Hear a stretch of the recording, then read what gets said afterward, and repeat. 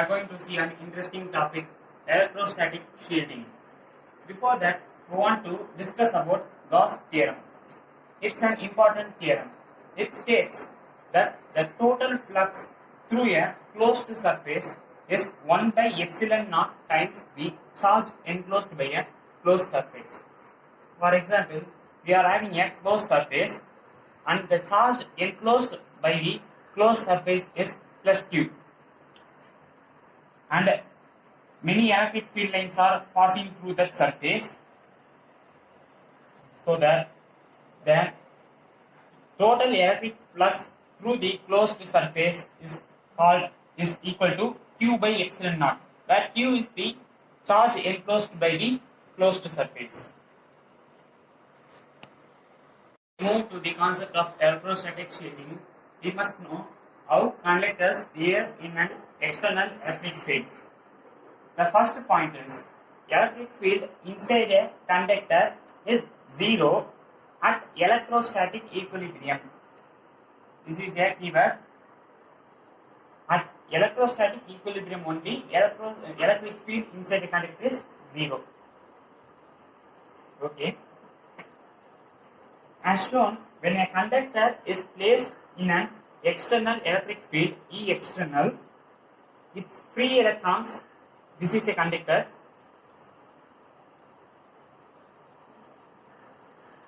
when this conductor is placed in an external electric field, the free electrons of the conductor would move in the opposite direction of external electric field.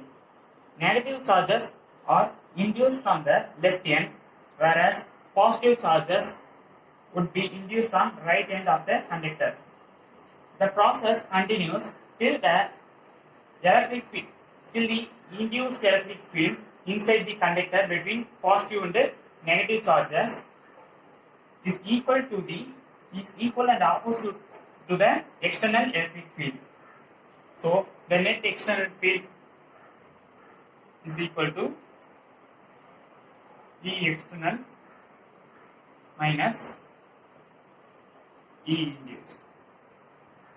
E external is equal to electric field induced inside a conductor is equal to 0.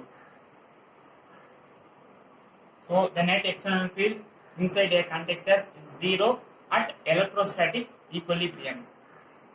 Second point. This second point is an important point towards electrostatic shielding. Electric field is 0 in the cavity of hollow charged conductor. For example, we are having a conductor and the conductor is having a cavity at its center. As shown, we can consider a charged conductor having a cavity with no charges inside the cavity.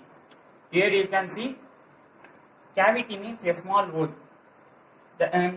If there is hole means there is no, we cannot induce or put a charge in an empty in a hole. So Q in this cavity, Q is equal to 0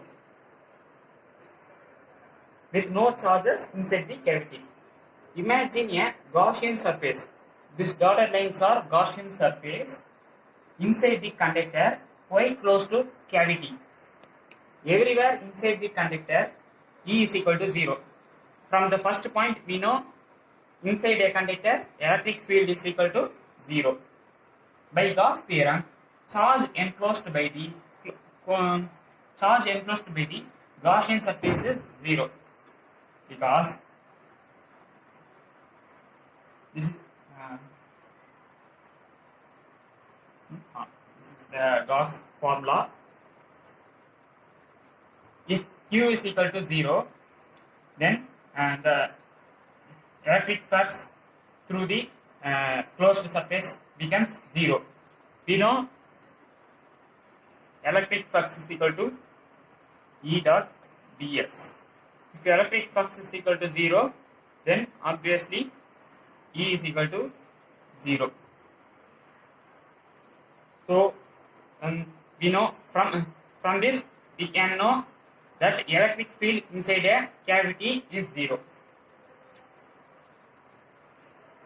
The entire, so Because of this, the entire charge, excess charge plus Q lies on its surface. The electric field is zero in the cavity of hollow charged conductor. These 2 points are very important towards the concept of electrostatic shielding. Finally, we come to the concept of electrostatic shielding. This concept is fully dependent on the 2 points which we seen earlier. Consider a conductor with a cavity with no charge is placed inside the cavity. This is a conductor and there is a cavity inside the conductor. This conductor is placed in an uniform electric field and the charge inside the cavity is equal to 0. And from the second point we know, from the first and second point we know the electric field inside a conductor is 0 and the electric field inside a cavity is also 0 because the charges inside the cavity is equal to 0. Whatever be the size and shape of the cavity and whatever be the charge on the conductor and the external fields in which it might be placed, the electric field inside the cavity is equal to 0. This conductor may be of any shape and any size. We know that the excess charges remain at the surface of the conductor. So the charges don't lie inside the conductor, they just randomly spread outside the surface of the conductor. The cavity inside the conductor remains shielded from outside electric influence. Outside there is an uniform electric field, but the cavity inside the conductor is still protected from the outside electric influence. This is known as electrostatic shielding. Such a field-free region is known as Faraday cage.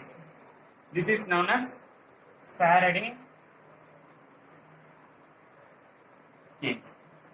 This concept is an important concept, and let's now see the definition of electrostatic shielding. The phenomenon of making a region free from any electric field is called electrostatic shielding. Now we are going to see some applications of electrostatic shielding. The main application of electrostatic shielding is that during a heavy thunderstorm accompanied by lightning, it is safest to sit inside a car because car is a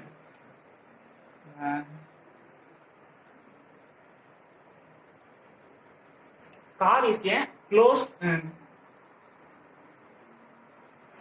car is a conductor and there is a cavity inside the car where we sit, where the seats are present. So we are inside the car and we are in the cavity. We know in the cavity region Q is equal to 0 and E is equal to 0. So we are protected from